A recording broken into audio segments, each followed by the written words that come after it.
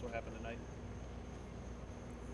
As I get started, let me just warn everyone the details I have are extremely graphic, also very preliminary of what we know and what we believe happened here this evening.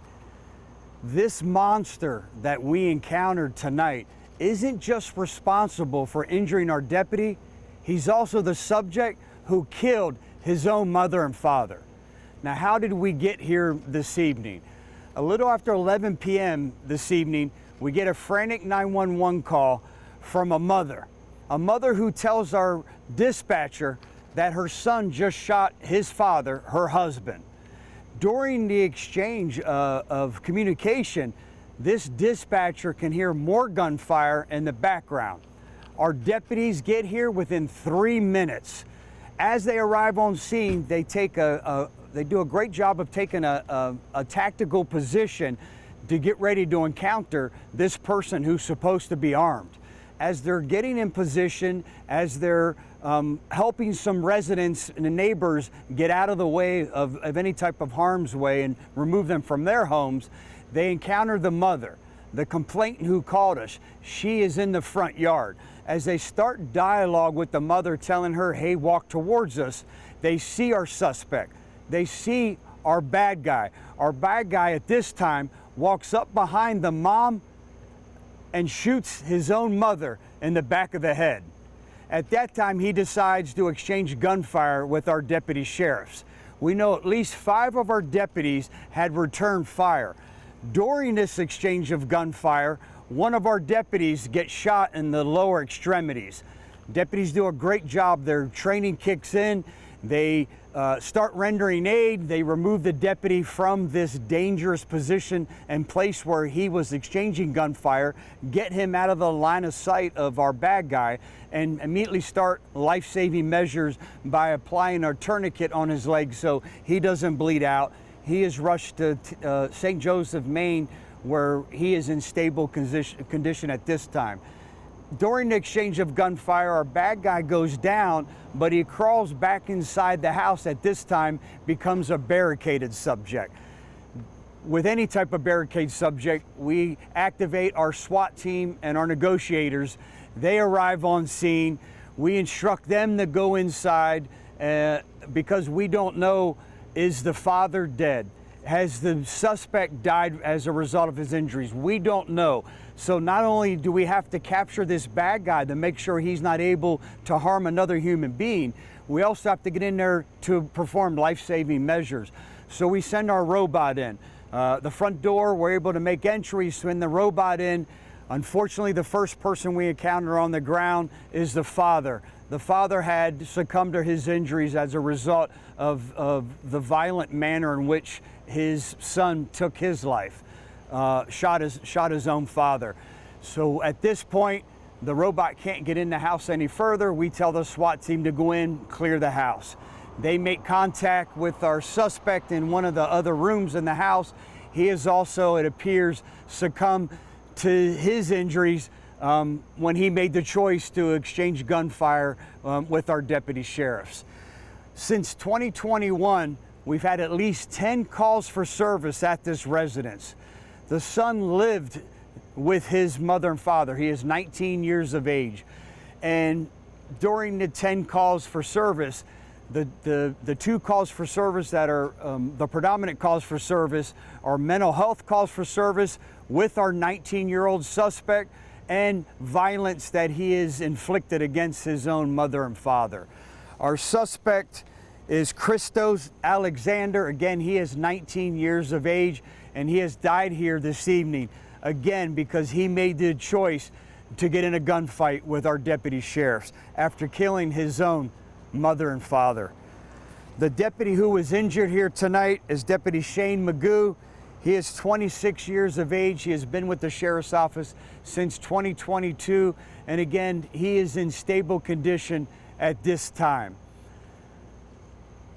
As we get ready and as people start to wake up this morning celebrating the Father's Day holiday with their mothers and fathers, I want to ask all of you to keep the deputies who were here this evening in their prayers. As you can imagine, being in a gunfight, is extremely traumatic. Being in a gunfight and seeing one of your brothers go down as a result of the gunfire from the bad guy and have to give him life-saving and provide life-saving measures with him, you could imagine the trauma that these 5 deputies and responding deputies, again, along with the amazing men and women with fire rescue who came out and again continued these life-saving measures and rushed our deputy to the hospital to make sure that he left here with his life this evening. Any questions I can answer? Sheriff, there's 2 things that strike me. The first thing, if you could talk a little bit more about the unbelievable chaos and response of your deputies. I have chills. I feel like they saved a lot of lives. There's no doubt. The question is the comment about how chaotic this situation was and what the deputies endured. This is why it's so important to provide our deputies with the best practices and most incredible training that we're able to provide them, along with the tools and equipment that they have, that they can keep themselves safe and keep this community safe. There's no doubt that during this exchange of gunfire, making sure that this bad guy wasn't able to take another life, it was incredible what they accomplished here tonight to make sure that him making the choice to kill his mother and father were the only 2 human beings that he was able to kill here this evening. You know, and the other thing is, it strikes me that his first victim was his father, and this is Father's Day. Can you tell me, was there an ongoing issue or history that you're aware of that you could share with us? Great question. The question is, do we know what causes? Was there some type of conflict? We don't know. What we do know is there's a risk protection order that was active, and we had seized this individual's firearms. I think what's important here is trying, as we get the search warrant and go in here with homicide and the Florida Department of Law Enforcement that will now investigate the shooting part of it, because through transparency we want to make sure that we have an independent body investigating the use of deadly force here this evening. But we need to find out what happened and how did this mentally ill subject have access to any type of firearms when we took his firearms. They're in our custody. How did he have access to any type of firearms to be able to inflict this type of violence here this evening? How far back did you take those guns? You've had an ongoing relationship with this address and this person. Don't know if you're asking about how lengthy of a risk protection order. Again, a great law that we have, a resource that we have to be able to make sure we're protecting individuals from themselves or from injuring their loved ones or from any other person in this community. I don't know that at this point.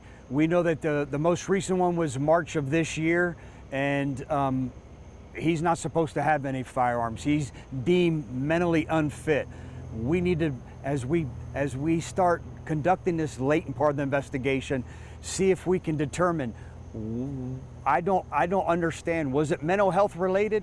I don't know. It certainly doesn't warrant or justify taking another human being's life. We don't know exactly, and we may not ever know why he became as violent as he did.